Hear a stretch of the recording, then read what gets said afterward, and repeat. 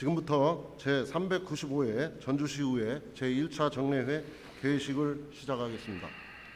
먼저 국기에 대한 경례가 있겠습니다. 모두 일어나셔서 단상 국기를 양하여 주시기 바랍니다. 국기에 대하여 경례.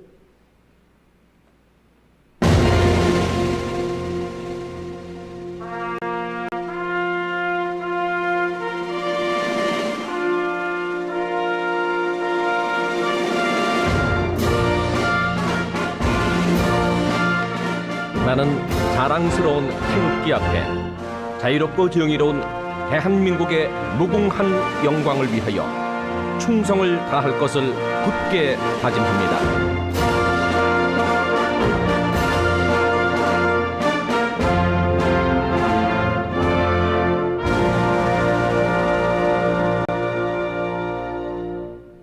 바로 다음은 애국가 제창이 있겠습니다. 전주곡에 따라 1절만 제창하여 주시기 바랍니다.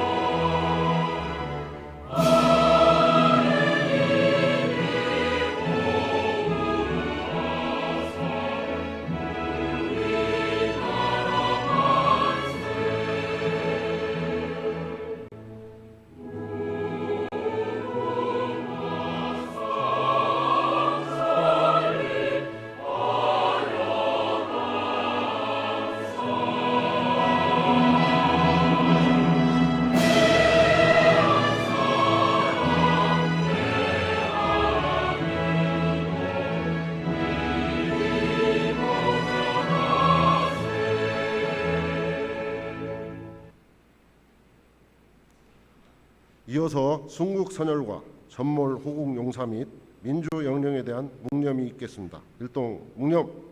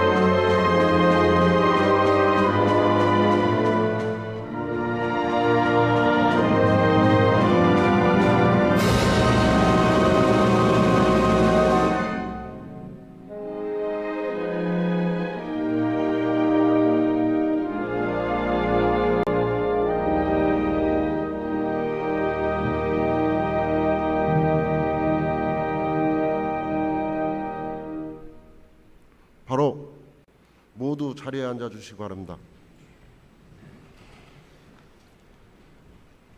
다음은 의장님의 개회사가 있겠습니다.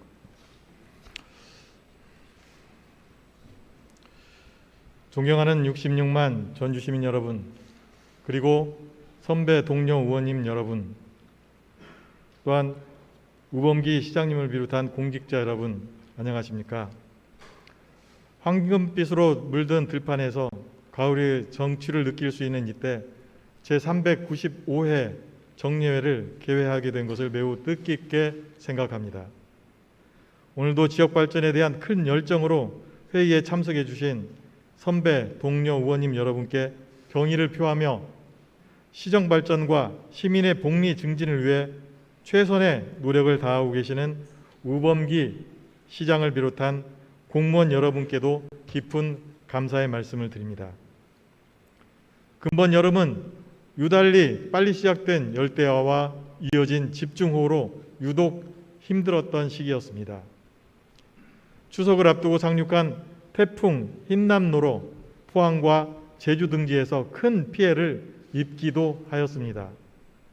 폭염과 폭우로 피해를 입으신 시민 여러분들과 농민 여러분들께 위로의 마음을 전하며 기후위기에 효과적으로 대응할 수 있는 정책 마련과 공감대 형성에 집행부의 특별한 관심과 노력을 당부드리는 바입니다. 또한 무더기 속에서도 묵묵히 땀 흘려 오신 많은 분들에게 풍요로운 결실이 돌아오는 가을이 되기를 바라겠습니다. 존경하는 선배 동료 의원 여러분, 오늘부터 9월 28일까지 15일간의 일정으로 열리는 이번 정례회에서는 제2회 추가경정 예산안 심사와 각종 시정 질문을 비롯해 민생 회복을 위한 각종 안건 심사가 있을 예정입니다. 고물가로 어려운 경제 상황을 함께 이겨낼 수 있도록 시민의 목소리를 듣고 그 뜻에 맞춰 담대한 마음으로 회기에 임해 주시길 바라며 시민들의 답답한 부분을 속 시원하게 풀어주고 시정에 나아갈 방향을 단단히 하는 최고의 회기가 될 수 있도록 기대합니다. 여름을 지나는 다가오는 가을날에 여러분의 모든 건강과 행복이 가득하시길 기원하겠습니다. 감사합니다. 이상으로 제395회 전주시의회 1차 정례회 개회식을 모두 마치겠습니다.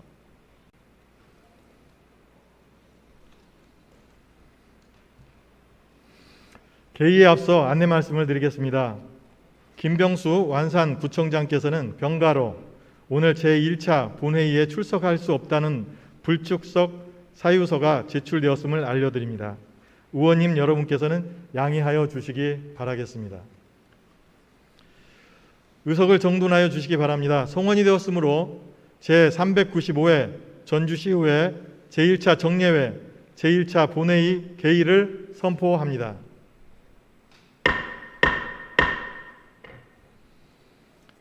이어서 의회 사무국장으로부터 의회 관련 사항에 대한 보고가 있겠습니다.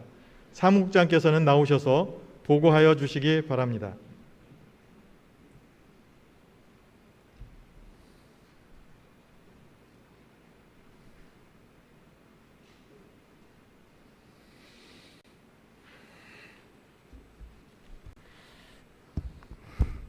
안녕하십니까. 의회 사무국장 김봉자입니다.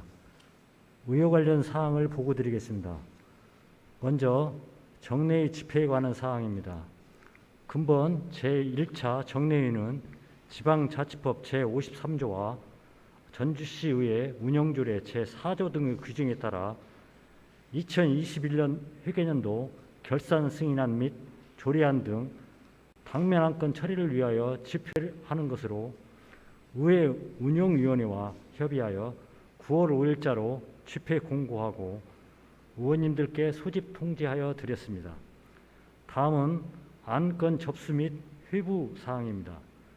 지난 9월 6일 김성규 의원님 외 14인으로부터 전주시 벤처기업 육성 및 지원에 관한 조례안, 이남수 의원 외 11인으로부터 전주시 1인 가구 사회적 고립 및 고독사 예방 지원 조례안, 김학송 의원 외 11인으로부터 전주시 스토킹 범죄 예방 및 피해자 지원 조례안, 최병영 의원님 외 7인으로부터 전주시 물 전략을 위한 절수 설비 및 절수 기기 설치에 관한 조례안, 전주시 폐기물 처리 시설 설치 촉진 운영 및 주변 지역 지원 등에 관한 조례안, 조례 일부 개정안, 김동원 의원님 외 8인으로부터 전주시의회 의원 윤리강령 및 행동강령 조례 일부 개정 조례안, 전주시의회 공직자 등의 이해충돌 방지 제도 운영 규칙안,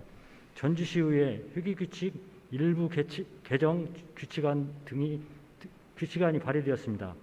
또 같은 날 전주시장으로부터 2021년도 회계년도 결산 승인안 등 5건의 안건이 제출되어 소관 상임위원회와 예산결산특별위원회에 회부하고 의원님들께 송부해 드렸습니다. 이상으로 보고를 마치겠습니다. 감사합니다.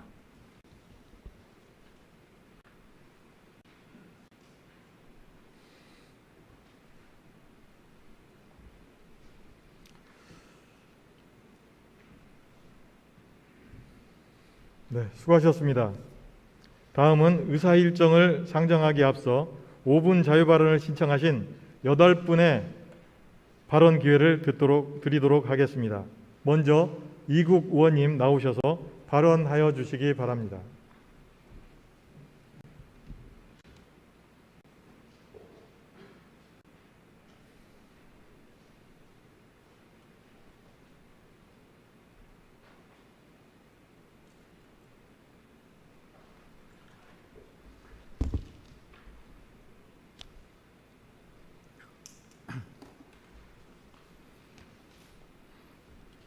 존경하고 사랑하는 66만 전주시민 여러분, 제12대 전반기 이기동 의장님과 이병화 부의장님, 그리고 선배 동료 의원님 여러분, 우범기 시장님과 경제위기에 고생하시는 공직자 여러분, 안녕하십니까? 덕진팔복 송천이동 출신 이국 의원입니다. 민선 8기 전주시와 전라북도가 출범하면서 전주 완주 통합 논의가 다시 불붙고 있습니다. 부산, 울산, 경남, 충청권 등 곳곳에서 발전 전략으로 메가시티 조성에 속도를 내는 상황에서 전북만 이 전략에서 소외되고 특별자치도 지정도 받지 못하고 있습니다. 전주 완주 통합을 계기로 도시 광역화 전략을 추진하고 있는 것입니다. 광역시가 없어서 소위 광주 전남의 이중대가 되어 지금까지 정부의 각종 정책과 지원에서 소외된 것을 전주 시민이, 전북 도민이 다 알고 있습니다. 이런 와중에 다른 지역에서는 발빠르게 초광역 경제권과 메가시티를 만들려고 분주하지만 전주, 전북은 신속한 대응을 하지 못하는 것도 사실입니다. 하루빨리 1+1 2개의 광역단체로 독립된 광역 경제권을 이루는 것이 시급하지만 첨예한 이해관계와 대립은 항상 우리의 발목을 잡아왔습니다. 전라북도와 전주광역시로 이어지는 1+1 전주, 전북 경제권 형성에 우리는 사활을 걸어야 합니다. 이에 저는 전주시와 완주군에 김제시를 더해 가칭 전주김제완주 특별연합 구성을 제안합니다. 전주김제 완주를 비롯해 전라북도 모든 자치단체와 정치인, 시민단체, 전문가들이 참여해 전라북도 발전을 위해 폭넓게 논의할 때입니다. 지금 당장 행정통합을 이루면 좋겠지만 자치단체마다 이해관계가 달라 당장 통합이 어렵다면 각 자치단체가 협약한 부분부터 통합적 의사결정을 하는 것입니다. 즉 가칭 특별연합을 형성하자는 것입니다. 특별연합, 특별지방자치단체란 2개 이상의 자치단체가 특정한 목적을 위해 광역적으로 사무를 처리할 필요가 있는 경우에 공동으로 설치하는 특수한 형태의 지방자치단체입니다. 전주김제완주 특별연합이라는 자치단체와 전주김제완주 특별연합 의회를 함께 만들자는 것입니다. 지난 4월 첫 특별지방자치단체인 부산, 울산, 경남 특별연합이 출범하였습니다. 현재의 부산, 울산, 경남은 1963년 1월 1일 부산, 1997년 7월 15일 울산이 경남에서 분리되면서 각각의 광역단체로 분리되었는데 이들 3개 시도가 특별지자체로 다시 하나가 된 것입니다. 전국 첫 특별지자체인 부산, 울산, 경남 특별연합은 2019년 김경수 당시 경남도지사가 부산, 울산, 경남 메가시티 건설을 제안하면서 추진됐으며 부산, 울산, 창원, 진주 등 4개 거점 도시를 중심으로 주변 중소도시와 농산어촌을 생활권, 경제권 단위로 연계 발전시켜 수도권과 같은 하나의 광역 플랫폼으로 만드는 것을 목표로 합니다. 마치 블랙홀처럼 전국의 산업과 인구, 자본을 빨아들이는 수도권에 맞서 부산, 울산, 경남이 생존을 위해 뭉친 것입니다. 광역을 넘어선 초광역단체 결성의 움직임은 인천, 부흥, 시흥, 김포, 대전, 충청, 대구, 경북, 광주, 전남으로 확대되고 있습니다. 몸집만 키우는 것이 아니라 연방제에 준하는 권한을 보장받기 위한 준비에 들어간 것입니다. 전주, 김제, 완주도 이젠 행동해야 합니다. 전주, 김제, 완주 특별연합을 구성해 공통의 문제를 먼저 풀어보고 이후 완전한 통합을 추진하는 것이 좋은 대안이 될 것입니다. 특별 지방자치단체는 규약으로 정하는 사무를 처리하기 위한 범위 내에서 인사권과 조례재정권 등 자치권이 폭넓게 보장되고 자치사무의 국가사무 유임이 가능합니다. 전주, 김제, 완주가 협약을 통해 특별연합의 사무와 권한을 규정하고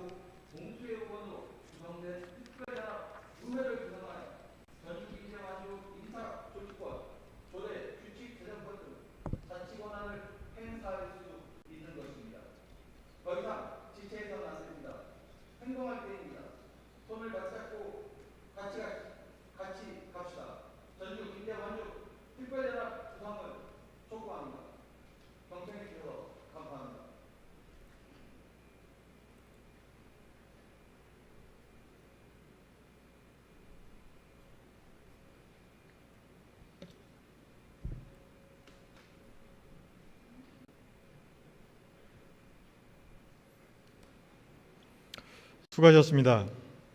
다음은 이보순 의원님 나오셔서 발언하여 주시기 바랍니다.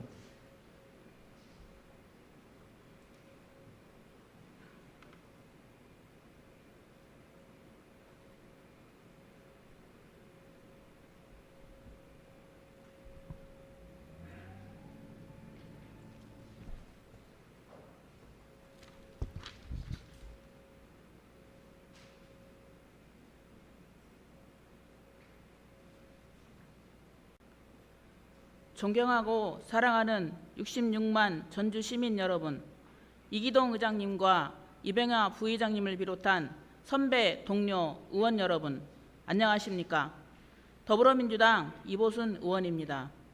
오늘 본 의원은 지속적으로 증가하고 있는 전기차 충전시설의 화재 안전 기준과 안전시설 설치 개선 방안에 대해 말씀드리고자 합니다.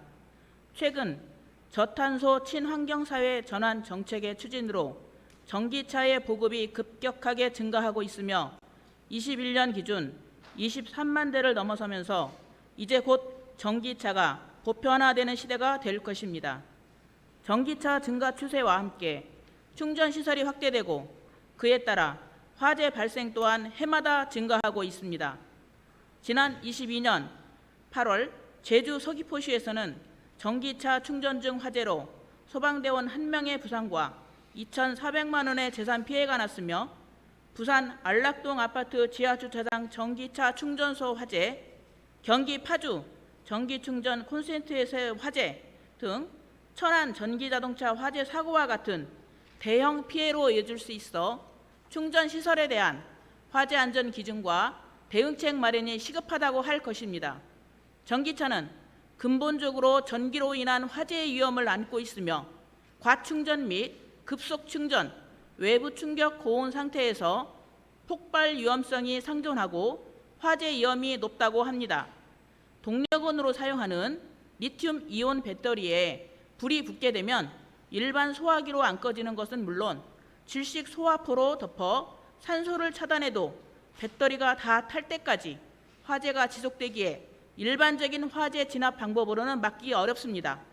특히 아파트의 경우 주차장이 대부분 지하에 조성되어 있는데 만약 지하 주차장에서 전기차 충전 중 화재가 발생할 경우 연기와 열이 잘 배출되지 않는 공간 구조 특성상 아주 큰 피해를 줄 수 있습니다. 전주시의 경우 8월 말 기준 전기차 등록 대수가 총 2,817대로 그에 따른 충전시설이 총 1,817기가 설치되어 있지만 화재 안전장치가 설치된 곳은 단 한 곳도 없습니다. 현 시점으로는 친환경 자동차법에 화재 안전 설치에 대한 기준이 아직은 명확하게 규정되어 있지 않지만 환경부 충전 인프라 설치 세부 지침에 따르면 관내 충전시설에 대한 유지 관리에 있어 충전기 근처에 소화기를 비치하여 충전 중 화재에 대비하여야 람이라고 기초자치단체의 역할 분담이 있습니다.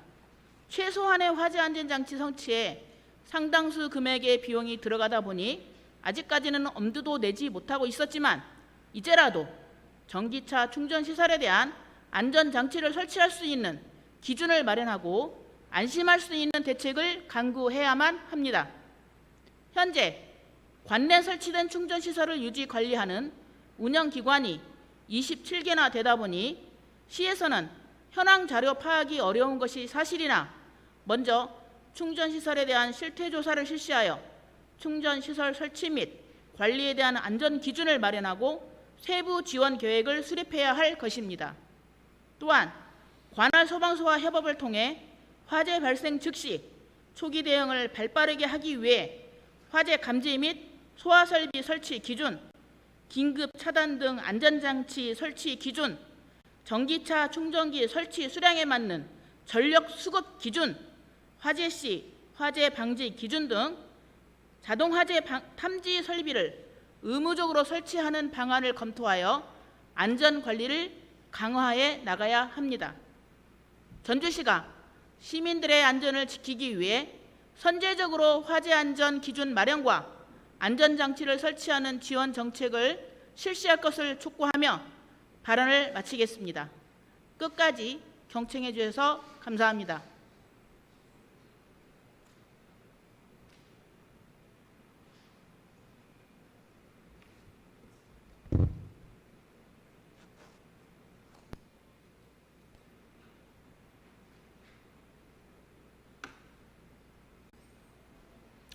수고하셨습니다.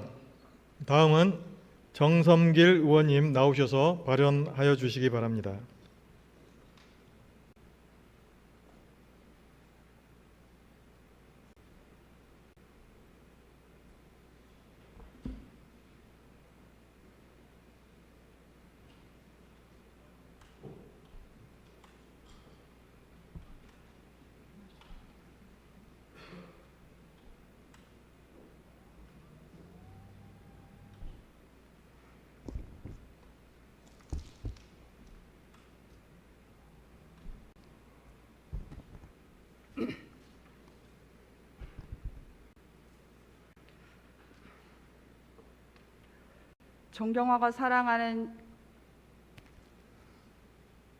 존경하고 사랑하는 66만 전주 시민 여러분, 이기동 의장님과 이병화 부의장님을 비롯한 선배 동료 의원 여러분, 안녕하십니까?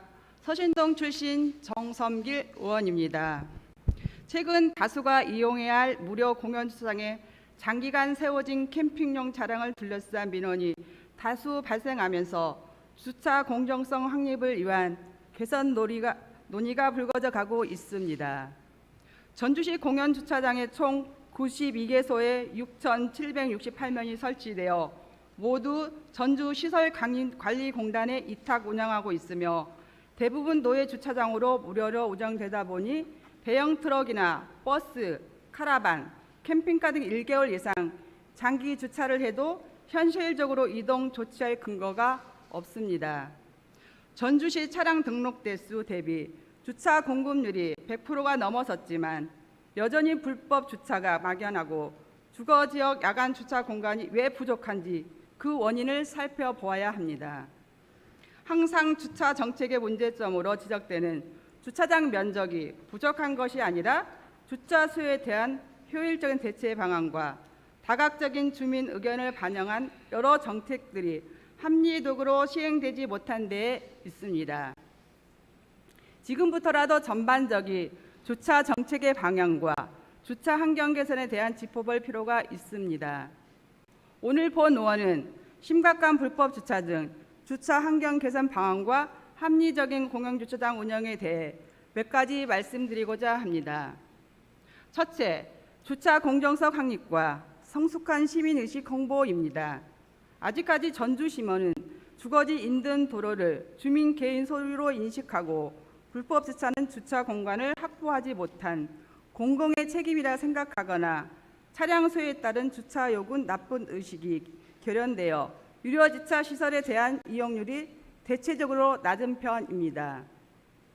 차량이 우선 주차의 비용이 반드시 수반되는 시민인식 전환을 통해 주차 시설을 확립하고 주차 요금 납부에 대한 인식 개선을 위해 행정의 적극적인 홍보가 필요합니다. 둘째, 단속 기준이 모호한 집 분산 도로 및 이면 도로에 대한 단속 기준을 마련하고 주차 단속 지역을 확대해야 합니다.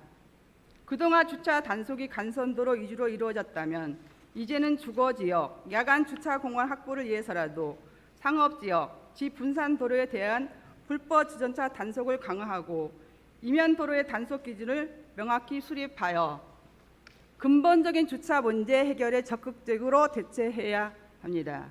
셋째, 유용한 주차 정보를 실시간으로 파악할 수 있는 주차장 안내 시스템 구축입니다. 각종 앱과 내비게이션을 통해 주차장 위치 정보 및 잔여 주차 대수, 정보 등 실시간으로 정확한 주차 정보가 제공될 수 있는 주차장 안내 체계를 마련하게 된다면 불필요한 도로 주행을 막고 불법 주정차가 현저히 감소하는 효과를 가져오게 될 것입니다. 넷째, 다각적인 주차 공간 확대 정책 시행으로 주거지역 주차 공간 부족 문제를 해결해야 합니다. 전주시의 주차장 운영의 불균형 중 하나인 주거지역 주차 공간이 부족한 이유는 불법 주정차가 만연하기 때문입니다. 주택가 이면도로, 주차계획 확충, 거주자 우선제 주차제, 내지 주차장 갖기 운동, 주차자 공유제, 사고지 증명 등은 부족한 주차 공간을 확보를 위한 사업들을 주민들의 주차 수요에 맞게 다각적으로 시행해야 합니다. 다섯째, 공영주차장 기능을 되살리는 방안을 전면 유료화 정책으로 전해놔야 합니다. 일부 유료인 운영 중인 공영주차장의 운영시간과 요금의 제각 다르게 편성되어 있어 불합리한 사례가 발생되고 있는데 24시간 무인 정산 시스템을 통일하고 정비해 나가야 합니다. 또한 주차 환경을 해결하기 위한 적정 대안으로 민원 주차장이 활성화될 수 있도록 제도적인 부분을 개선하는 또 하나의 방안이 될 것입니다. 주차 공정성 확립과 전주시 주차 환경의 전반적인 문제점을 해결하고 개선해 나갈 수 있도록 행정의 변화를 촉구하며 이상 발언을 마치겠습니다. 끝까지 경청해 주셔서 감사합니다.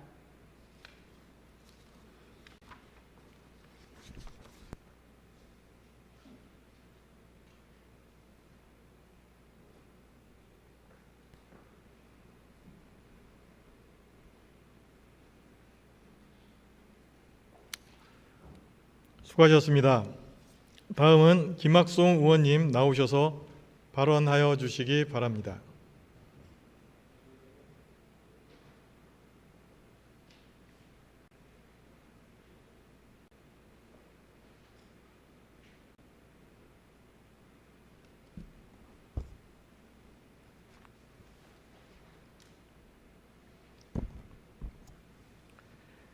존경하고 사랑하는 전주 시민 여러분, 이기동 의장님을 비롯한 선배 동료 의원 여러분, 안녕하십니까? 조촌여의 혁신 출신 김학송 의원입니다. 오늘 본 의원은 대중교통 취약지역 주민들의 이동권 보장을 위한 모범 사례로 운영되고 있는 전주시 마을버스 발원에 대하여 몇 가지 개선점을 제안하고자 나왔습니다. 기존 전주시는 시내버스의 운행 횟수가 매우 적거나 혹은 운행 자체를 하지 않은 도심 속 벽지 지역들이 존재하여 해당 지역의 주민들은 대중교통을 통한 이동이 매우 어려운 실정이었습니다. 이에 전주시는 지난 2020년 11월 18개 노선으로 운행하는 마을버스를 도입하였으며 현재는 20개 노선을 대상으로 12대의 마을버스가 운행 중입니다. 마을버스 도입은 현재까지의 운행 성과를 볼 때 매우 성공적이고 모범적으로 평가됩니다. 단지 대중교통의 사각지대에 거주하시는 많은 시민들이 활발히 대중교통을 이용할 수 있게 되어서만은 아닙니다.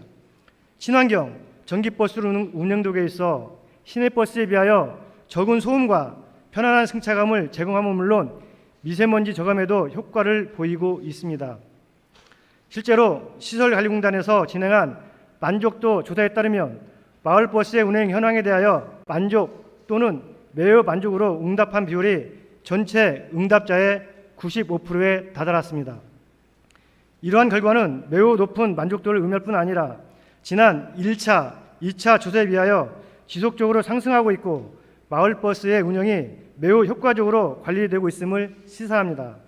이렇듯 본 의원은 마을버스의 성공적 도입과 모범적 운영에 감사드리며 전주 시민들에게 보다 더 나은 교통 서비스를 제공하기 위하여 몇 가지 개선 방안을 제안하고자 합니다. 첫째로 마을버스의 대대적인 확대 운영을 제안합니다. 현재 마을버스를 이용하시는 시민들은 지속적으로 증가하고 있는 추세지만 버스 운행 대수는 12대에 불과한 실정입니다.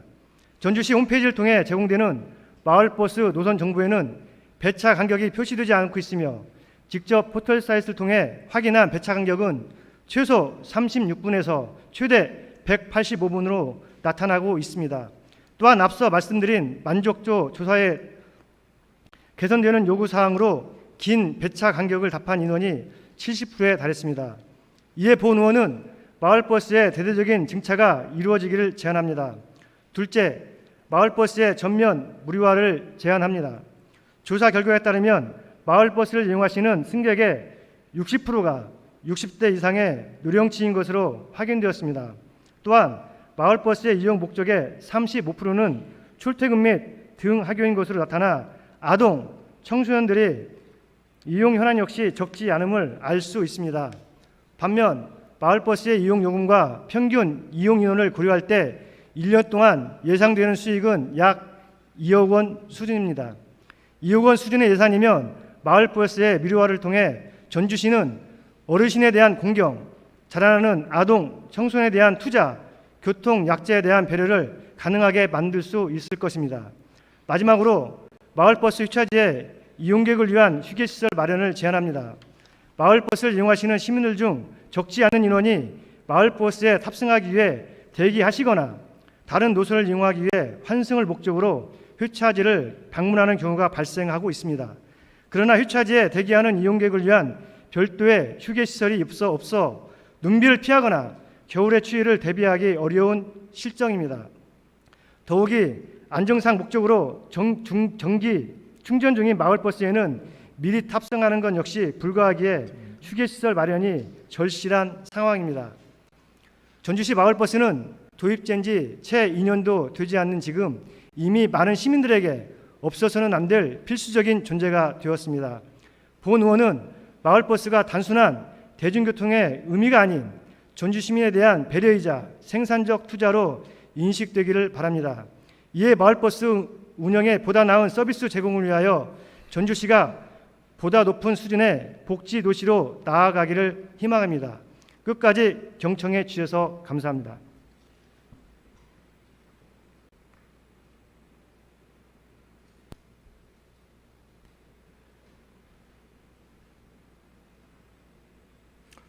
수고하셨습니다.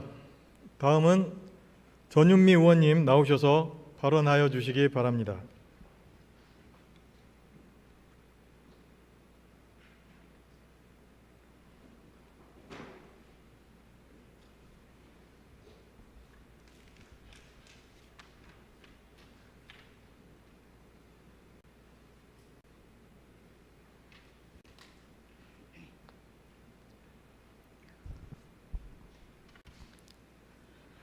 존경하고 사랑하는 66만 전주 시민 여러분, 이기동 의장님을 비롯한 선배 동료 여러분, 안녕하십니까?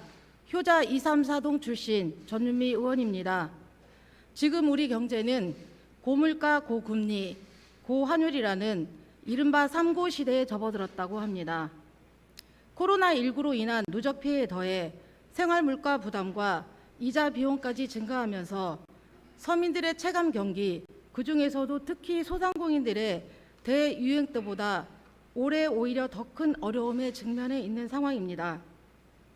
소상공인들의 경영난이 증가되고 있는 현재 이들에게 담비와도 같았던 착한 임대인 운동이 내년에는 중단될 예정이라는 소식을 듣고 본 의원은 오늘 심히 우려스러운 마음으로 이 자리에 섰습니다. 착한 임대인 운동은 2020년 2월 전주시 한옥마을에서 시작된 임대 인하 운동으로 소상공인의 고통을 함께 나누고 상생하자는 취지로 시작되어 전국으로 확산되었고 관련법 개정을 통해 정부의 착한 임대인 세액공제 정책으로 이어지면서 상생 도시로서의 전주시 위상을 드높이기도 했습니다. 하지만 3년 차에 접어든 현재 착한 임대인 대상으로 재산세 70%를 감면해주는 제도를 추진하고 있지만 효과성이 떨어진다는 이유로 이 운동의 발행지인 전주시조차 내년부터 지원이 중단될 계획이라고 합니다. 착한 임대인 재산세 감면 결과를 보면 최근 2년 동안 1,060명의 임대인이 1,346건 계약에 대해 4억 2,400만 원의 재산세를 감면받았고 그로 인한 임대료 인하액은 33억 100만에 달했습니다. 실로 경영난으로 힘겨워하는 소상공인 임차인에게는 한 줄기 빛과 같은 지원책으로 그간 골목 상권을 유지해 오는데 큰 힘이 되었을 것입니다. 그런데 2022년 참여율은 사뭇 다릅니다. 아무리 7월 말 기준이라도 지난 2년간 평균 대비 3분의 1 정도에 그치는 수치로 임대료 인하액 역시 큰 폭으로 줄었습니다. 물론 이러한 현상은 비단 전주시만의 문제라고 볼 수 없으며 참여율이 저조한 데에는 복합적인 이유가 작용하나 무엇보다도 재산세 감면 신청 절차 및 서류가 복잡한 데 비해 세금 감면액은 미비하여 임대인에게 부담감이 앞서는 것이 큰 원인 중의 하나입니다. 이를 개선하고자 부산에서는 서류를 간소하여 참여를 독려했고 올해 경기도에서는 총 10억 원의 예산을 편성하여 지역화폐로 인센티브를 지급하는 제도를 실시하였으며 서울시 역시 세액 공제와 더불어 임대료 인하액에 따라 지역화폐 최대 100만 원 한도 내에서 인센티브를 지급하는 사업을 추진한 바 있습니다. 참여율이 낮은 것이 문제라면 사업을 중단시킬 것이 아니라 어떻게든 참여율을 높일 방법을 찾아보는 것이 우선 아니겠습니까? 소상공인연합회 경영비용 부담 설문조사 결과 약 70%가 임차료를 뽑았고 전국경제인연합회 자료에 따르면 자영업자 33%가 폐업을 고려 중인 것으로 나타나 있는데 그 이유는 영업실적 감소에 이어 임차료 부담이 두 번째로 높은 비중을 차지했습니다. 더군다나 전라북도 자영업자 비율이 전국 최고인 걸로 알려진 만큼 우리 지역의 근간을 이루는 하나의 축이 자영업입을 고려한다면 휴폐업으로부터 소상공인 임차인을 보호하는 것은 전주시 지역경제 활성화의 첫걸음이라고 해도 과언이 아닐 것입니다. 착한 임대인의 출발점은 우리 전주시였습니다. 그렇다면 다른 지자체는 중단하더라도 전주시만큼은 책임감과 사명감을 가지고 조금이라도 더 지속해야 함이 마땅합니다. 심지어 정부 정책도 한시적으로 언제까지 유지될지 지켜봐야 하는 상황에서 빈점포 속출 상태 예방과 소상공인을 보호하는 대책 일환으로 착한 임대인 운동의 지속성을 강화해야 된다고 생각합니다.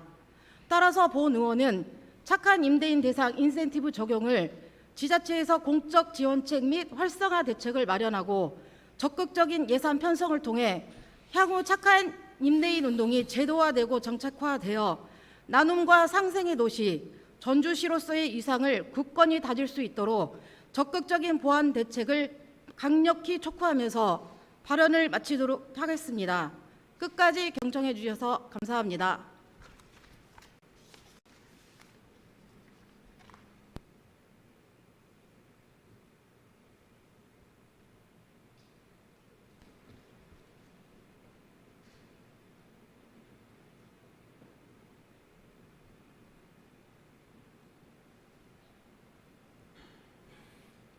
수고하셨습니다. 다음은 최소연 의원님 나오셔서 발언하여 주시기 바랍니다.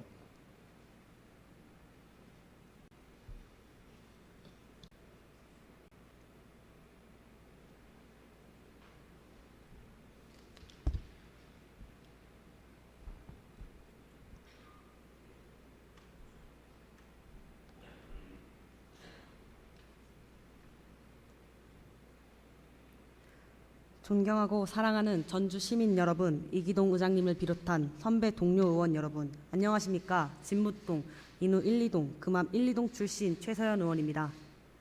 오늘 본 의원은 전주를 떠나려 하는 청년들을 붙잡기 위한 전주시의 보다 적극적인 노력을 노력이 필요함을 촉구하고자 이 자리에 나왔습니다. 최근 3년간 전주시의 인구 변화를 살펴보면 전체 인구는 2,306명 증가하였습니다. 오히려 전주시의 미래를 책임져야 하는 청년들은 4,585명 감소하였습니다. 청년이 떠나는 수많은 지방도시들이 그러하듯 우리 역시 이러한 상황을 막지 못한다면 다른 지방도시들과 다르지 않은 지방 소멸 지역이 될 것입니다. 청년들이 전주를 떠나야 하는 이유는 가장 큰 이유는 당연 고용, 일자리일 것입니다. 전주시 역시 매년 수많은 일자리 지원 사업을 통해 청년들의 일자리를 만들어내기 위해 노력하고 있습니다. 그러나 단순히 일자리를 늘리는 것에만 초점을 두어서는 안 됩니다. 그것으로는 청년들의 이탈을 막을 수 없습니다. 실제로 전주시의 청년 고용률은 상승하고 있는 것으로 보이나 다른 타 시도에 비교하였을 때 여전히 저조한 수준입니다. 또한 공공일자리 등 단기적인 일자리의 비율이 높으며 비정규직 비율이 전북에서 두 번째로 높을 만큼 매우 낮은 고용 안정성을 보이고 있습니다. 이러한 수치는 전주시의 일자리 정책과 이를 통해 생산되는 일자리들이 청년들을 붙잡을 수 없음을 의미합니다. 즉, 전주시의 청년들은 다른 도시보다 적은 취업 기회와 불안정성까지 껴안으며 지역에 정착하지 못하고 있습니다. 청년들이 진정 원하는 것은 단순히 일자리가 아닙니다. 미래를 꿈꾸고 삶의 터전을 이뤄갈 업입니다. 이에 본 의원은 청년들을 지역에 붙잡을 수 있는 일자리 정책을 두 가지 제안드리고자 합니다. 첫째, 지역에서 이루어지는 교육을 점검하고 다양성과 전문성을 강화한 직업 훈련 교육을 신설하여 종합적인 지역 인재 육성 플랜을 세울 것을 제안합니다. 직무 경험을 통해 직업적 성장을 필요로 하는 청년들에게 전주의 교육과 일자리는 너무나도 뒤처지고 있습니다. 지속적으로 관심과 수요가 높아지고 있는 딥러닝, UI, UX 등 새로운 산업의 변화에 발맞추는 교육은 찾아보기 어렵고 다양성 없는 과목, 실효성 없는 교육 등으로 청년과 시민들의 수요에 부합하지 못한 내용들이 이루어지고 있습니다. 실제로 전주시에서 진행하는 맞춤형 기술 인력 교육 지원 사업은 기계 생산 관리, 회계 단 2개의 과목으로 이루어져 있습니다. 이는 국민 취업 제도를 통해 이미 이루어지고 있는 과목과 동일하고 있습니다. 경쟁력도 차별화도 없는 직업훈련 교육을 통해 어떻게 지역의 청년들이 성장하고 질 좋은 일자리로 취업하여 지역에 정착할 수 있을지 본 의원은 의문을 떨칠 수 없습니다. 둘째, 선제적으로 청년 일자리 지원 사업 및 중간 지원 조직 내의 조직문화 평가 항목을 추가하여 선발부터 운영에 달하는 모든 과정에서 주기적으로 조직문화를 점검하고 개선할 것을 제안합니다. 시대의 변화에 맞지 않는 지역의 조직문화는 청년들로 하여금 어려운 취업 이후에도 퇴사를 꿈꾸게 합니다. 이로 인해 입사와 퇴사를 반복하는 이른바 입퇴양난의 상황을 야기하고 있습니다. 심지어 지역의 모범이 되어야 하는 전주시의 중간 지원 조직 및 일자리 지원 기업에서 갑질, 가스라이팅, 인건비 페이백 등의 문제 등이 이루어지고 있습니다. 지역의 청년들이 지역에서 성장하고 지속적으로 일할 수 있도록 만드는 존중의 조직 문화가 절실합니다. 전주시에서부터 모범을 보여야 합니다. 최근 조직 개편안에서조차 그런 사항들이 지켜지지 않고 있습니다. 어떠한 인재를 길러내고 어떻게 정착시키느냐는 앞으로의 전주를 이끌어나갈 핵심 요인입니다. 또한 지역 산업의 형태로도 연결될 수 있습니다. 더욱이 올해는 2018년부터 시작된 전주시 희망도시 구축을 위한 기본계획의 마무리 단계입니다. 그 어느 때보다 청년을 위한 전주시 계획이 과연 잘 이루어지고 있는가 복기가 필요합니다. 끝까지 경청해 주셔서 감사합니다.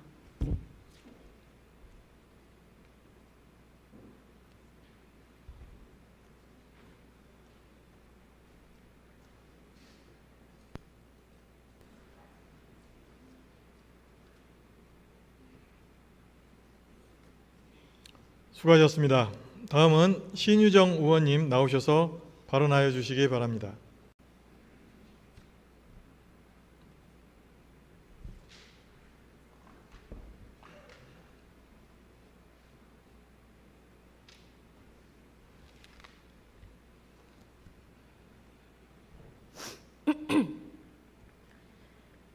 존경하고 사랑하는 66만 전주 시민 여러분, 이기동 의장님을 비롯한 선배 동료 의원 여러분, 안녕하십니까? 여의혁신 조촌동 출신 신유정 의원입니다.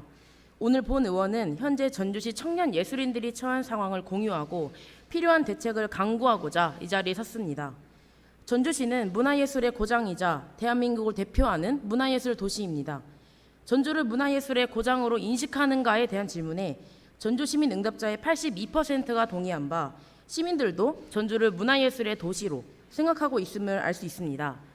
전주시 예술인의 46.7%가 2030 청년 예술인으로 큰 비중을 차지하는 데다 전주가 문화예술의 고장으로서 지역의 문화예술 발전을 위해 가장 역점을 둬야 하는 것은 무엇인가에 대한 질문에 지역의 청년문화예술인 양성 항목이 가장 높은 응답을 보이는 것과 같이 청년예술인 양성 및 지원은 우리 지역에서 필수적으로 수행해 나가야 할 주요 과제라 할 것입니다.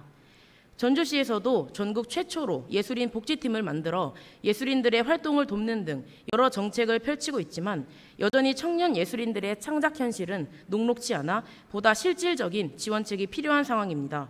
우리 지역의 청년 예술인들은 국악, 미술, 연극, 무용, 스트릿 댄스 등 다양한 장르에서 활동하고 있는데 홍보나 공간, 플랫폼 등에 있어 각각의 많은 문제들에 직면해 있기 때문입니다. 먼저 자신의 예술 활동을 보여줄 무대가 부족합니다. 커리어를 계속 쌓는 이들만 있을 뿐 청년 예술인들이 새롭게 커리어를 쌓을 수 있는 기회는 쉽게 주어지지 않습니다. 또한 창작 활동뿐 아니라 홍보, 관객 모집 등 모든 과정을 자체적으로 하는 경우가 대부분이지만 홍보가 필요할 때 어디서 어떻게 할 수 있는지에 대한 공식적인 루트와 방법이 부재한 데다 이를 지원하기 위한 공간도 잘 운영되지 않는 등 어려움도 겪고 있습니다. 지난 8월 22일 객사 오거리 광장에 위치한 전주시가 운영하는 문화예술 플랫폼 거점 공간 티켓박스에 방문해 본 결과 예매 기계는 켜져 있지만 거미줄이 쳐져 있어 이용할 수 없었으며 인터넷 검색 시 나오는 사이트 역시 끝난 공연이 예매 중으로 뜨는 등 운영이 잘 되고 있지 않았습니다. 그리고 예술인들의 창작 공간과 이들이 모여 있을 수 있는 공간이 매우 부족하며 서로가 공유할 수 있는 작가 리스트도 부재합니다. 전주시 공공운영 창작 공간은 충분한가에 대하여 40.1%가 부족하다고 응답한 결과가 이를 반증합니다. 더욱이 이들이 어렵게 마련한 전시 공간은 퇴근 시간 이후에는 운영되지 않는 경우가 대부분으로 관객 확보 역시 쉽지 않습니다. 마지막으로 시 지원금으로 진행할 프로젝트인 경우 굿즈 판매가 되지 않는다는 문제가 있습니다. 결국 지원금으로 창작 활동은 가능하나 유통은 할 수 없어 청년 예술인들의 성장을 저지하고 있기도 합니다. 이에 본 의원은 청년 예술인들이 지역에서 창작 활동을 안정적으로 할 수 있도록 다음과 같은 방안을 제시합니다. 첫째, 청년 예술인들의 더 많은 발표 기회를 보장할 것을 제안합니다. 전주시 주간 행사 내 청년 예술인들의 무대를 확보하고 로컬 위주의 연극제, 페스티벌 등 행사를 기획한다면 청년 예술인들이 자신의 예술 활동을 선보이고 이를 인정받아 다시 도전하는 창작 사이클이 구축될 것입니다. 둘째, 관내 공연장과 전시장을 전수조사할 것을 제안합니다. 세부적으로 목록화하고 공유함으로써 예술가들이 보다 효과적이고 효율적으로 시설을 활용할 수 있는 환경을 만들어야 할 것입니다. 셋째, 시청 홈페이지에 알림마당을 활용하거나 관련 플랫폼을 구축하고 현재 운영 중인 전주 티켓박스를 적극적으로 활성화시킨다면 청년 예술인들의 홍보 활동에 도움을 줄 수 있을 것입니다. 넷째, 청년 예술인들의 안정적인 창작 공간 확보 및 시범적으로 전주시가 운영하는 일부 전시 공간을 저녁 시간까지 확장하여 운영할 것을 제안합니다. 전시 공간 확보 및 시민들이 퇴근 후 일상에서 문화예술을 향유할 수 있는 기회 또한 확대될 것이라 기대합니다.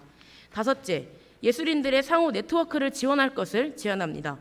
전주시 예술인 리스트를 예술인끼리 공유할 수 있도록 하고 예술가들 간 서로 교류할 수 있는 자리를 더 많이 마련한다면 협업하는 일들이 시너지를 발해 서로 상생하는 구조가 형성될 수 있을 것입니다. 마지막으로 예술인을 복지 대상으로 바라보는 것이 아니라 이들의 사회적인 가치를 인정하도록 향후 예술인 복지 정책을 종합적인 예술인 정책으로 확장해야 합니다. 지금 문화예술의 고장으로서 전주시 사업 방향을 점검하고 더 좋은 지역을 위해 걸어가는 행동이 필요합니다. 본 의원도 청년 예술인들이 지역에서 자신의 기량을 펼쳐내며 창작 활동을 할 수 있도록 지속적인 관심을 가지고 전주시 청년 예술인 육성 및 지원에 관한 조례를 제정하는 등 노력을 다할 것임을 약속합니다. 끝까지 경청해 주셔서 감사합니다.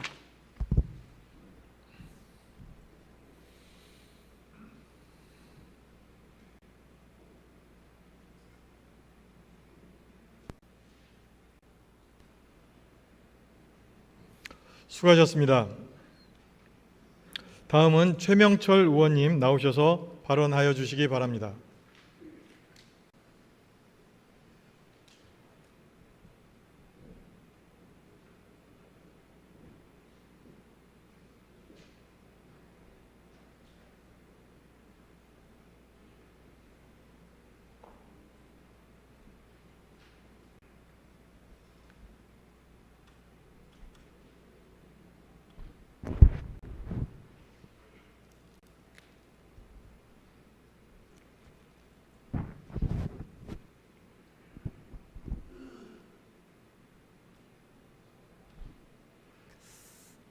전주시는 인권 담당부서 독립성을 보장하라.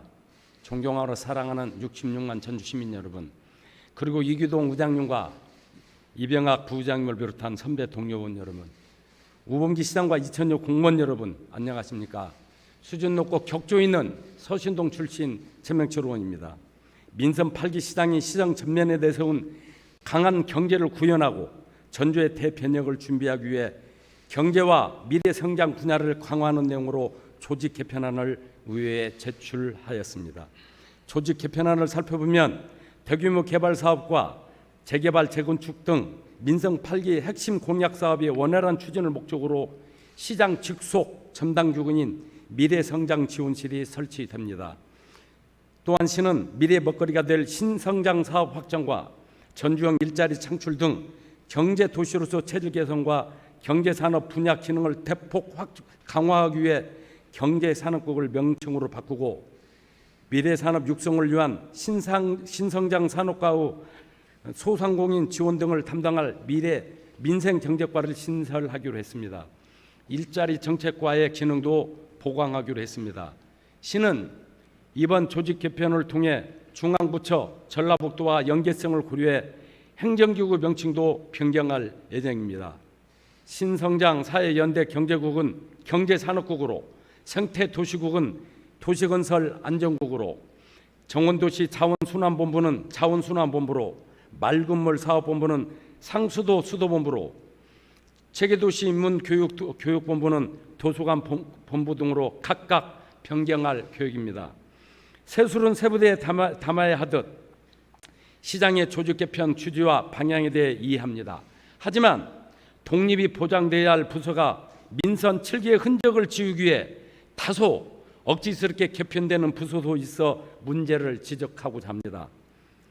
인권 침해와 차별에 대한 조사와 예방 등을 맡아온 부시장 직속 인권 담당관실이 기획조정국 인권법무과로 축소 개편될 예정입니다. 당연히 인권행정의 독립성과 전문성은 현재에 훼손될 수밖에 없습니다.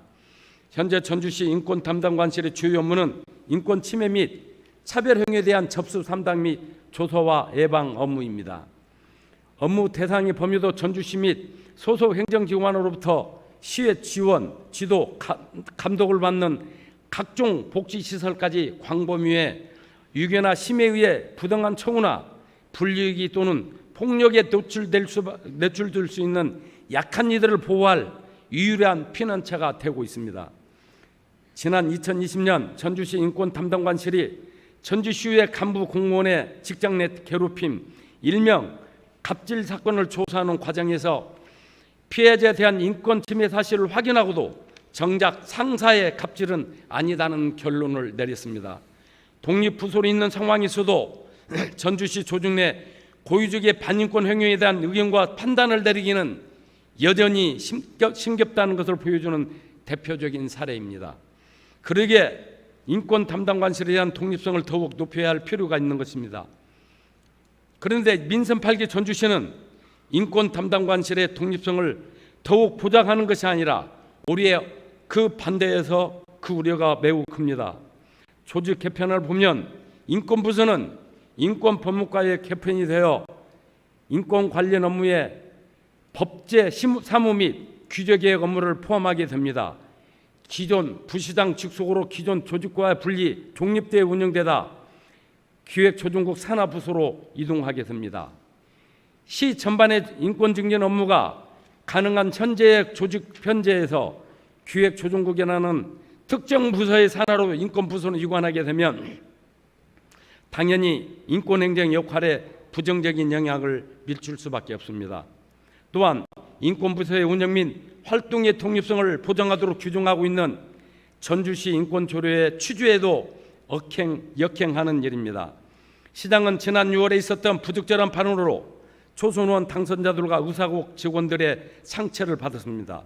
당연히 시장과 전주시에 대해 인권 감수성과 인권 행정의 책임을 요구하는 시민들의 목소리가 커지고 있습니다.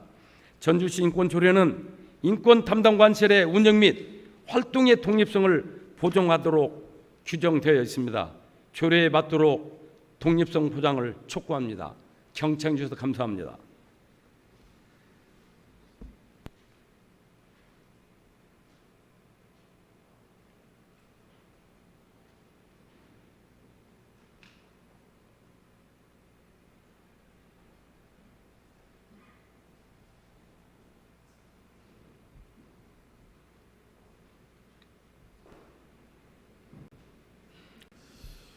수고하셨습니다. 이상으로 5분 자유 발언을 모두 마치겠습니다.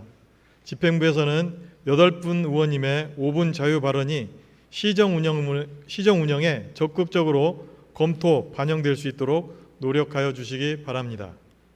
아울러 최승재 수어 통역사님 장시간 수고 많으셨습니다. 감사합니다. 다음은 의사일정 제1항 제395회 전주시의회 1차 정례회 회기 결정의 건을 상정합니다. 근본 정례회는 지방자치법 제53조 제2항의 규정에 따라 전주시의회 운영조례 제4조 등의 규정에 따라 집회하게 되었습니다. 회기는 의회 운영위원회와 협의한 대로 2022년 9월 14일부터 9월 28일까지 총 15일간 운영하고자 합니다. 이에 다른 의견 있으십니까? 다른 의견이 없으므로 가결되었음을 선포합니다. 회기 중 의사일정은 전자회의 단말기의 자료를 참고하여 주시기 바랍니다. 다음은 의사일정 제2항 전주시장 및 관계 공무원 출석 요구의 건을 상정합니다. 의회 운영위원회 온혜정 부위원장님께서는 나오셔서 제안 설명하여 주시기 바랍니다.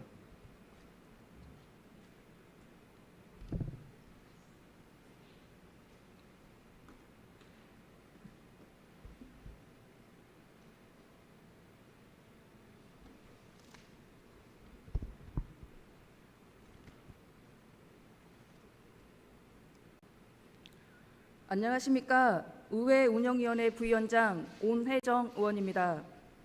항상 시민의 행복과 선진의회 구현을 위해 노력하시는 이기동 의장님과 이병화 부위원장을 비롯한 선배 동료 의원 여러분께 진심으로 경의를 표합니다. 그러면 의사일정 제2항 전주시장 및 관계공무원 출석 요구의 건에 대하여 제안 설명드리겠습니다. 본 안건은 이번 정례회 기간 중에 시정 질문에 대한 질문과 집행부의 답변 청취를 실시하여 시정 현안에 대한 문제점들을 면밀히 살펴보고 이에 대한 효율적인 해결 방안과 합리적인 대안 마련을 모색해보고자 하는 것으로 지방자치법 제51조 제2항과 전주시의회 회의규칙 제67조의 2 등의 규정에 따라 오는 제2차 본회의와 제3차 본회의에 전주시장 및 공무원의 본회의 출석을 요구하는 사항이 되겠습니다. 시정에 대한 질문이 어느 때보다 내실 있게 운영되어 시민의 알 권리가 충분히 충족되고 앞으로 시정이 더욱 효율적이고 책임감 있게 운영될 수 있기를 기대하면서 이상으로 제안 설명을 마치겠습니다. 감사합니다.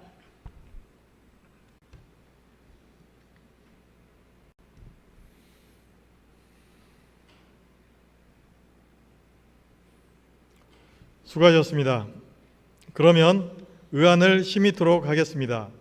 의사일정 제2항 전주시장 및 관계 공무원 출석 요구의 건에 대하여 다른 의견 있으십니까? 다른 의견이 없으므로 가결되었음을 선포합니다. 다음은 의사일정 제3항 2021년 회계연도 결산 승인안 제안 설명, 의사일정 제4항 2021년 회계연도 예비비 지출 사용 승인안 제안 설명, 의사일정 제5항 2022년도 제2회 추가경정 일반 특별회계 세입세출 예산안 제안 설명, 이상 3건을 일괄하여 상정합니다.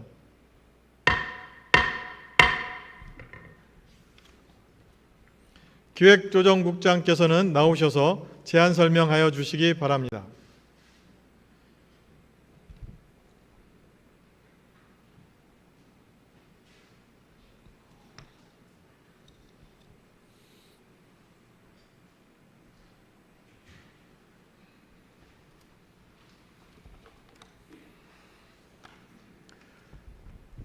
안녕하십니까. 기획조정국장 황건주입니다.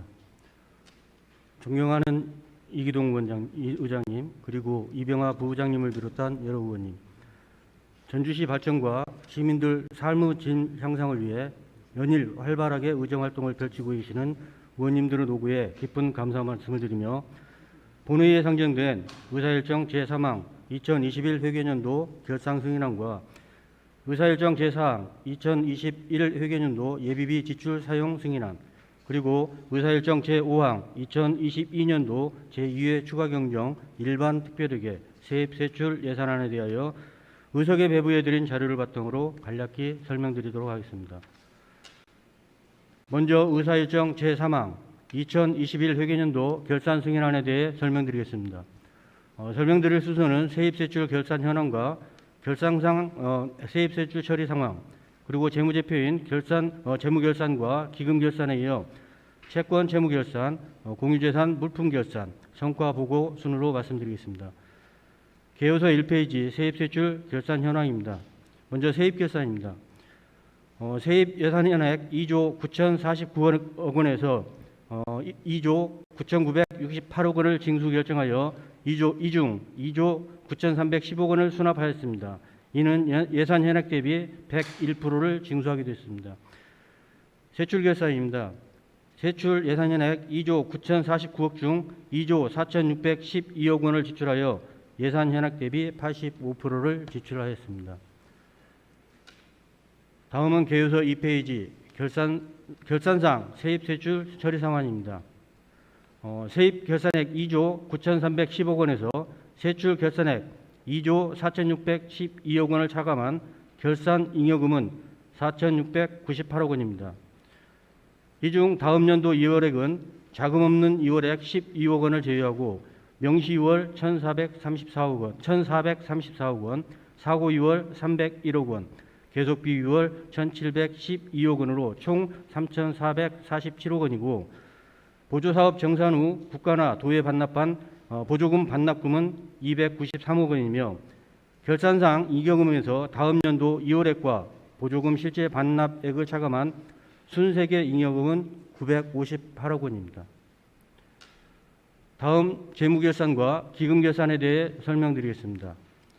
재정 상태는 총 자산이 11조 662억 원으로 총 부채가 3,384억 원, 순자산이 10조 7,278억 원입니다.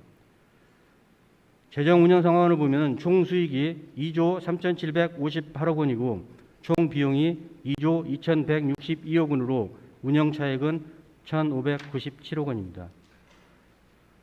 기금은 사회보장기금 등 총 18종으로 결산 결과 전년도 394억 원에서 103억 원이 증가된 497억 원입니다. 다음은 개요서 3페이지입니다. 채권 채무결산입니다. 채권은 전년도 253억 원에서 16억 원이 감소한 237억 원이며 채무는 전년도 대비 351억 원이 증가한 1,829억 원입니다.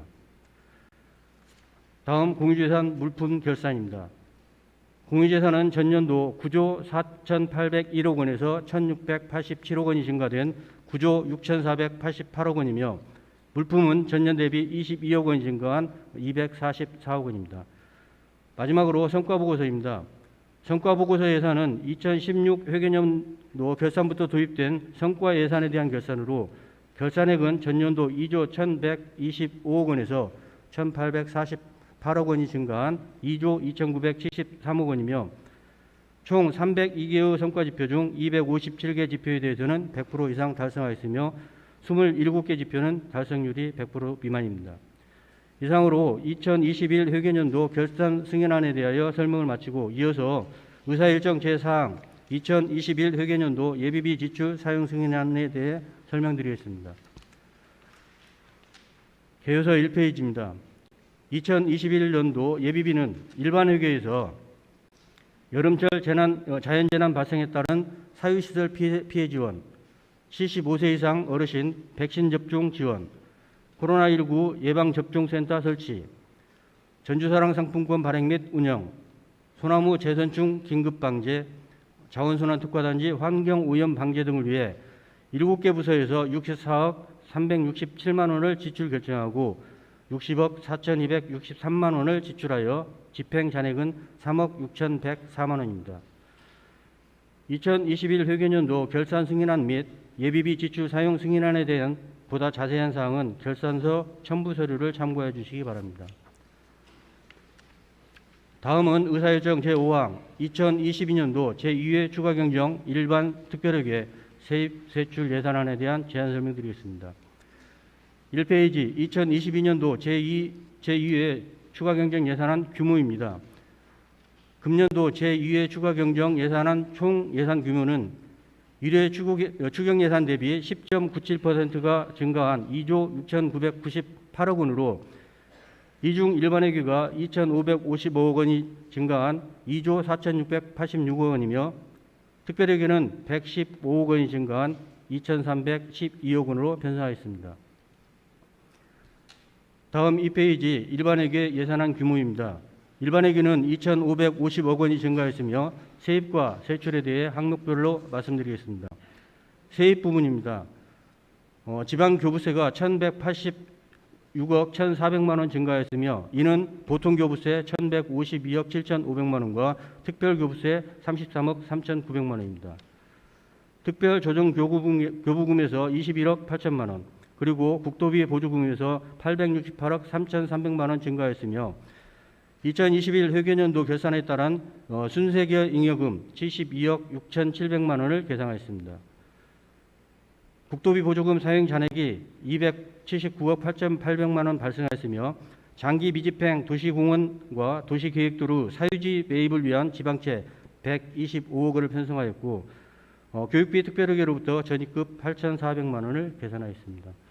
이어서 세출 부분입니다. 국고보조금, 균특보조금, 기금보조금, 도비보조금 등 지정세출로 1,204억 2,400만 원이 개선되었고 보조사업에 대한 시비부담금, 현안 및 필수경비, 그리고 불효불급한 세출예산 조정 등 사업예산으로 1,243억 5,006만 원을 편성하였습니다. 예비비에서 18억 1,500만 원을 감 계상하였으며 세입에서 편성하였던 장기 미집행 도시공원과 도시계획도로 사유지 매입을 위한 지방채 125억 원을 세출에서도 같이 편성하였습니다. 다음 3페이지 특별회계 예산 규모에 대해 말씀드리겠습니다. 특별회계는 당초 예산보다 115억 원이 증가되었습니다. 10개의 특별회계 중 상수도 공기업 특별회계 20억 7,100만 원, 하수도 공기업 특별회계 43억 6,600만 원, 의료급여 특별회계 4억 7,700만 원, 도시개발사업 특별회계 21억 9,300만 원, 교통사업 특별회계 23억 4,700만 원, 수질개선 특별회계 2,700만 원과 발전소 주변 지역 지원 특별회계에서 100만 원이 증가했고 주택사업 특별회계, 농촌소득 금고 특별회계, 대지보상 특별회계는 변동이 없습니다. 다음 4페이지서부터 7페이지까지 분야별 주요 사업에 대해서 설명드리겠습니다. 이번 제2회 추가경정 예산안은 코로나19 장기화와 고육과 고물가로 인해 어려움을 겪고 있는 소상공인과 취약계층 등 시민의 생활 안정을 위한 지원 사업과 의무적 필수 경비 그리고 현안 사업 등에 중점을 두어 편성하였습니다. 먼저 민생안전 지원 사업으로 코로나19로 인한 생활지원비, 격리 입원 치료비 지원, 사망자 장례 비용 지원으로 375억 원을 편성하였고 사회적 약자 지원을 위해 저소득층 한시 긴급 생활지원금으로 154억 원, 긴급복지 지원과 기초연금, 생계급여로 73억 원을 반영하였습니다. 운수업계의 고용과 생활안정 지원 사업으로 일반 택시기사 긴급 고용안정 및 한시 지원, 전세버스기사 소득안정자금 지원, 노선버스기사 한시 지원 사업으로 117억 원을 편성하였습니다. 또한 소상공인 경영안전 지원 및 골목상권 활성화를 위해 소상공인 특례보증 등 2차 보전 지원, 골목상권 드림축제, 전통시장 특성화 시장 육선 사업으로 7억 원을 반영하였으며 청년층의 자립과 지역 정착을 위해 전북 청년 지역 정착 지원 사업, 청년 월세 한시 특별 지원 사업으로 32억 원과 농가의 경영 부담 경감을 위해 비료 가격 안전 지원, 농기계 면세유 가격 안정 지원 사업에 15억 6천만 원을 편성하였습니다. 다음 5페이지 필수 경비 및 현안 사업입니다. 생활 폐기물 수집 운반 대행비 112억 원과 전주권 소각자원센터 위탁 운영비 9억 원, 그리고 시내버스 무료 환승 손실 보전비 35억 원을 편성하였으며 시민 불편 사항 해소를 위해 도로 유지 보수 10억 원, 공원 유지 보수 8억 5천만 원, 가로수 조성 및 유지 관리 비용으로 4억 5천만 원 등을 편성하였습니다. 마지막으로 6페이지 국도비 보조 사업입니다. 창업 기업의 성장을 지원하고 일자리 창출 지원을 위해 기술 창업 성장 지원센터 건립 19억 원과 전기차, 수소차 구매 지원 150억 원, 중소도시 스마트시티 조성사업 40억 원, 독립영화호집 건립 61억 원, 팔복동 빈집 밀집구역 재생사업 23억 원, 완산칠봉 한빛마루 공원 조성 26억 원과 화물 자동차 공영 차고지 건설 30억 원 등을 편성하였습니다. 이 외에 주요 사업 내역은 의석에 배부해드린 유인물을 참고해 주시기 바랍니다. 존경하는 의원님 여러분, 오늘 설명드린 2022년도 제2회 추가 경정 예산안은 코로나19 장기화와 물가 상승 등 경제 위기로 어려움을 겪고 있는 시민들의 생활 안정 지원 사업과 지역 발전을 위한 현안 사업 등 필수 사업들로 편성하였습니다. 2022년도 제2회 추가 경정 예산안이 계획대로 추진되어 시민 생활이 안정되고 지역 경제가 회복될 수 있도록 의원님들의 깊은 이해와 아낌없는 협조를 당부드립니다. 이상으로 의사일정 제3항 2021 회계년도 결산 승인안, 의사일정 제4항 2021 회계년도 예비비 지출 사용 승인안, 의사일정 제5항 2022년도 제2회 추가 경정 예산안에 대한 제안 설명을 모두 마치겠습니다. 감사합니다.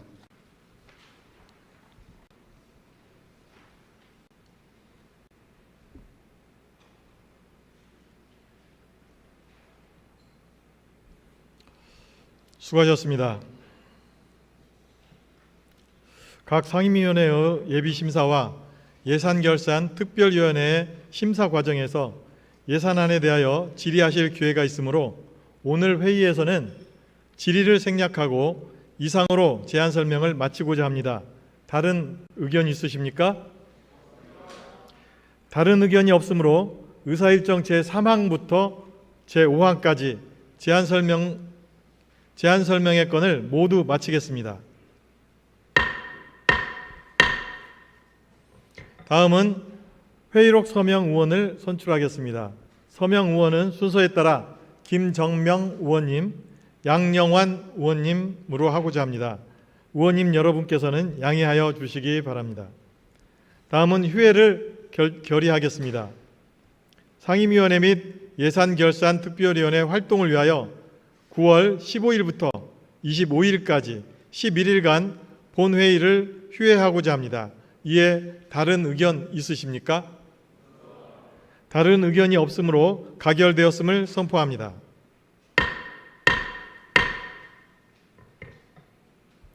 존경하는 선배 동료 의원 여러분, 그리고 우범기 시장을 비롯한 관계 공무원 여러분, 수고하셨습니다. 그러면 이상으로 오늘 회의를 모두 마치고자 하는데 다른 의견 있으십니까? 다른 의견이 없으므로 제2차 본회의는 9월 26일 오전 10시에 개의됨을 알려드리면서 제1차 본회의 산회를 선포합니다. 수고하셨습니다.